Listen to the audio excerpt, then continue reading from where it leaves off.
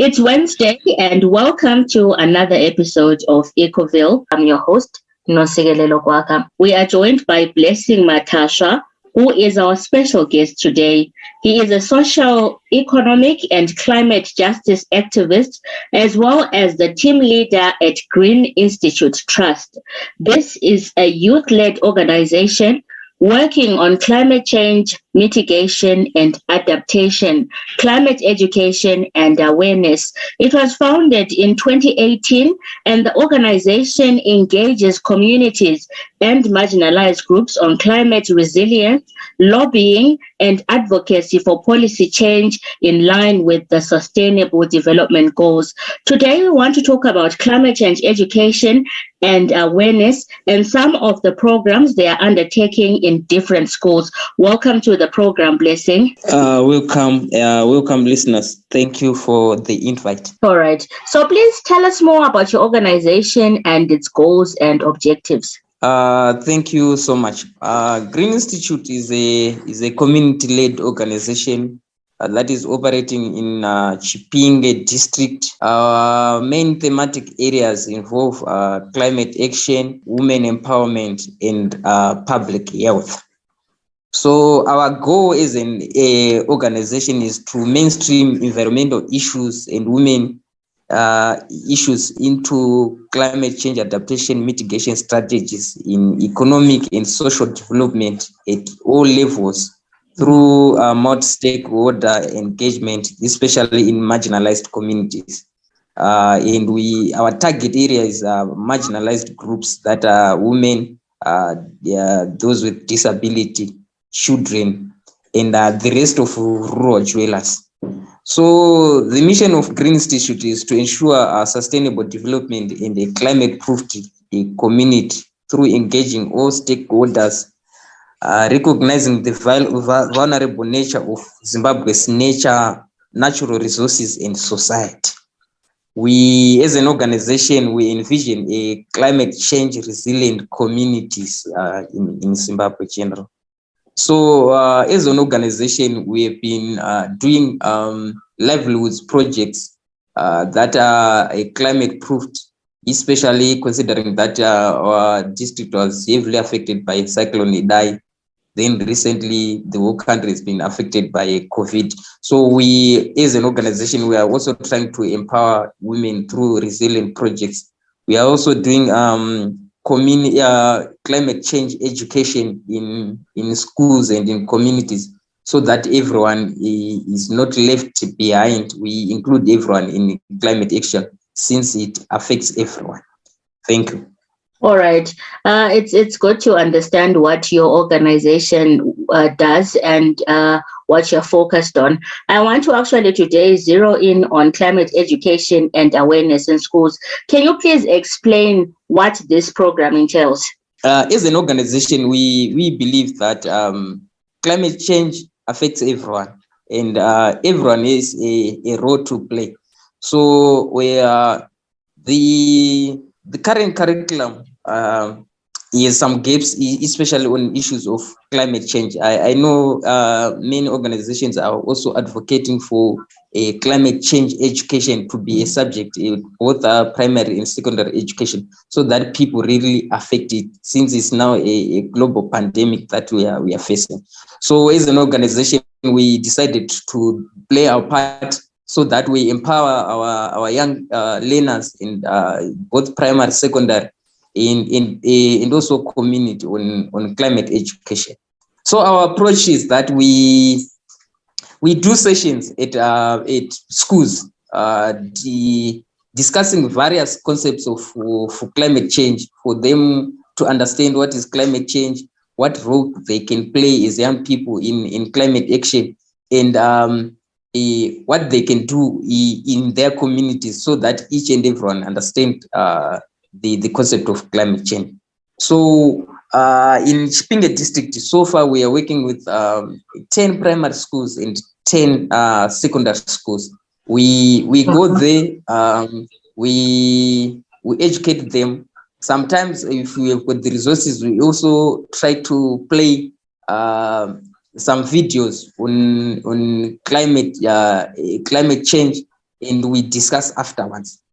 And to go further, we have also tried to re-establish some orchards. You remember long back we did school orchards, but of late many schools, if the orchards have been destroyed or they are no longer existent. So we are also trying to rehabilitate those orchards. This is in line with educating young people so that they tend to understand what can they do to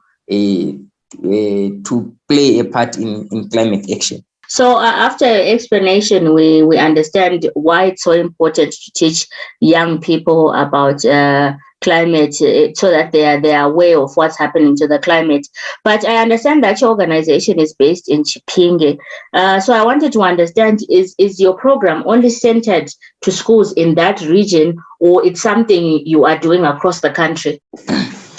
For now, because of resources and the coverage we have, specifically for now we are centered in Chipinge.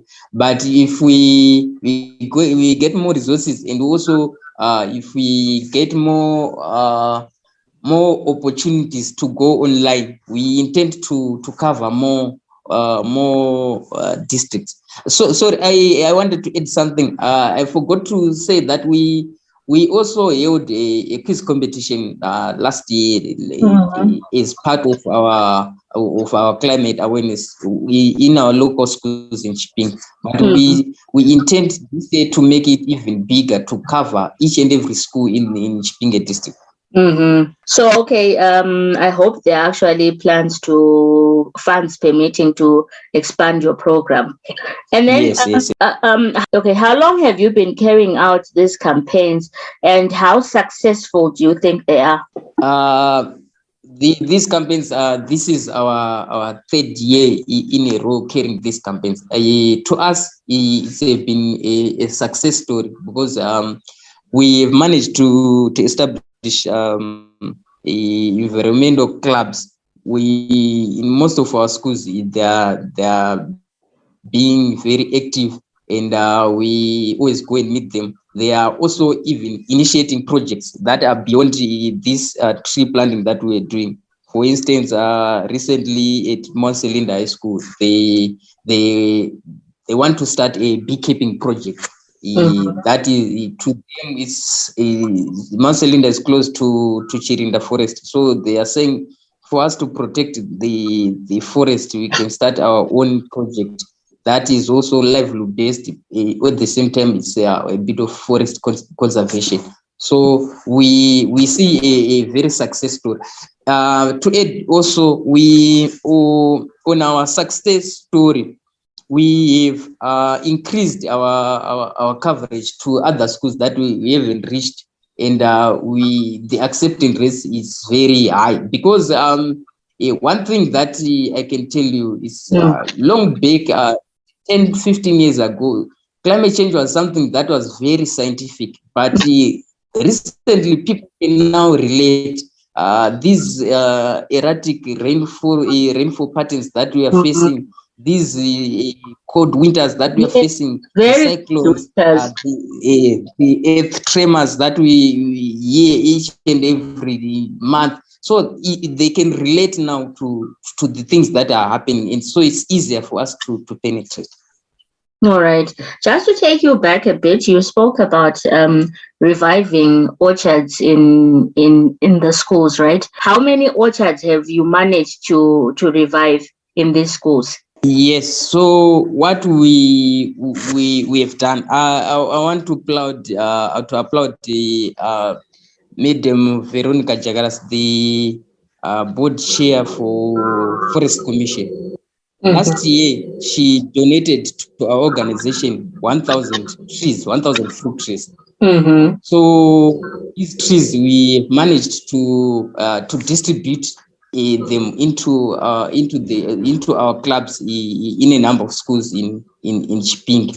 And on top of that, for our sustainability plan, we are actually having a seed collection campaign. We are collecting seeds. We intend this to have our own avocado seeds. Then we also distribute into our schools so that we continue to revive the orchards. Mm-hmm. So earlier on, you also spoke about the Zimbabwean educational system.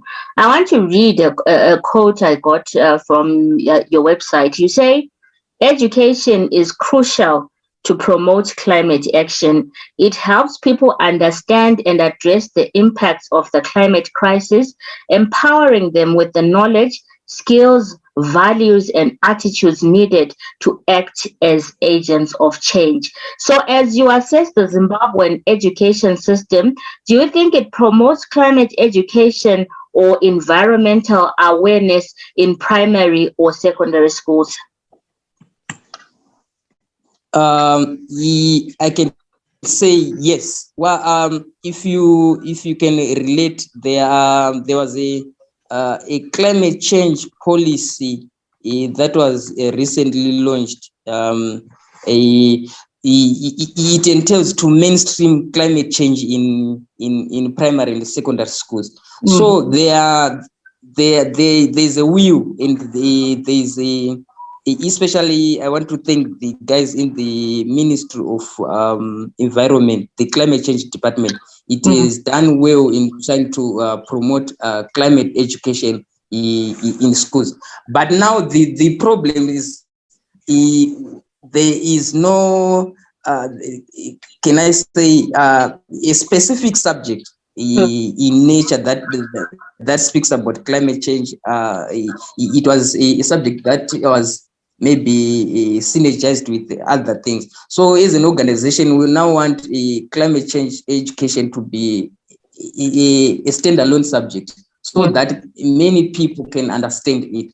But I know it's a process and we are going there. It's a step by step. And I know in near future, it will become a subject, and so that many people can really understand about the nature of climate education. All right. So let's say it was introduced as a subject. How do you think it would change the youth's understanding and importance of climate change? So when we are looking at climate change, there's also an issue of behavior change. Mm-hmm.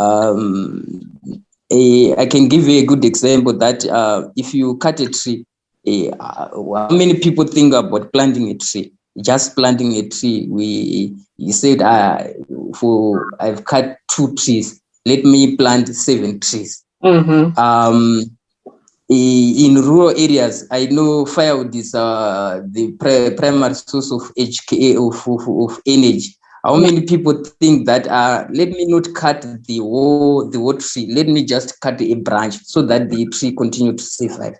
So it's about behavior. When the subject is introduced, to my perspective, people might change their behavior to climate change. Or to climate action. They would want to act upon issues that are sustainable. When there are many topics in climate change, so I intend that if we bring the subject as a subject at primary secondary school, we have experts in climate change that are also very important, even at global level. When they go for negotiations, we would have our own people who are in the climate spaces. All right. So lastly, let's say you had the power, you had funding, you had everything, every resource you need within your reach. How would you promote climate education and awareness in schools across the country? For me, how would you promote? We think for a start, before maybe it becomes a mandatory subject, we will form maybe environmental clubs in each and every school. Mm-hmm. Then we also have would want to have a national quiz competition on environment and climate change, so that we have more young people in climate spaces. And people tend to understand the issues of climate change. because few years back it was like a closed space that few people would understand it, but now because it's affecting us, we need more players, and it's the only way we can reach to young people. And we also want to make it simple and maybe youth oriented, so that we have more youth on it, not to be too scientific and too rigid. So we would also use maybe edutainment, so that we have many people on board on climate action. Mm-hmm. It's good to hear all the plans that you have, and we can see it will make a difference, because empowering the youth is empowering the future. And youth who are conscious of climate, who are conscious of how to conserve our environment, are very important actually for the survival of humanity in itself. So for the last question, what are your plans as an organization? What does Green Institute want to achieve in the next 10 years? In the next 10 years, we want to grow organically, so that we cover all the regions in Zimbabwe. We want each and every corner of Zimbabwe, even the marginalized communities, to understand issues of climate change, and for them to partake it even at individual level. We want to promote a behavior change to each and every individual, for them to be climate conscious in everything that we do, even at government level. Even if we have investments, let them be climate oriented. That's our vision as an organization. All right, Blessing, thank you for coming to the program. Thank you so much. Okay, and we hope you continue to promote climate education and awareness. Yeah, thank you so much. Thank you for the time. Thank you again to all our listeners. Please don't forget to subscribe, like, and follow us on our social media pages. Our handle is EcoVilleZW on all platforms.